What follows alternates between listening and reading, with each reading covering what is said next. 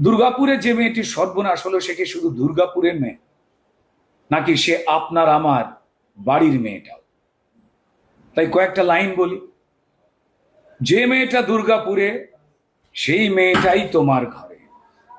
তার চিন্তায় না জাগলে সেই মেয়েটাই আরজি করে। আবার লাইনগুলো শোনবার মতো করে বলি। যে মেয়েটা দুর্গাপুরে, সেই মেয়েটাই তোমার ঘরে। তার চিন্তায় না জাগলে সেই মেয়েটাই আরজি করে। যে মেয়েটা স্কুল কলেজে, যে মেয়েটা বাসন মাজে, গেরস্থালি, অফিস পাড়ায়, তোমার মেয়েও ছুটছে কাজে।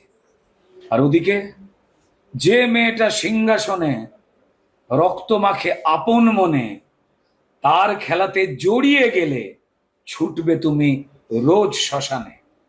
যে মেয়েটা কার্নিভালে মৃত্যু জেনেও নাচের তালে, সেই মেয়েটা সব মেয়েদের জীবন নিয়ে যাচ্ছে খেলে।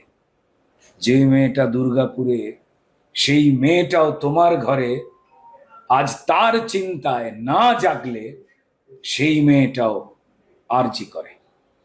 আমরা দেখেছি দুর্গাপুরে একজন কলেজ ছাত্রীকে যেভাবে শেখ বাবুরা মিলে টিফিন করবার বা ডিনার করবার পরিকল্পনা করলেন, তারা কারা?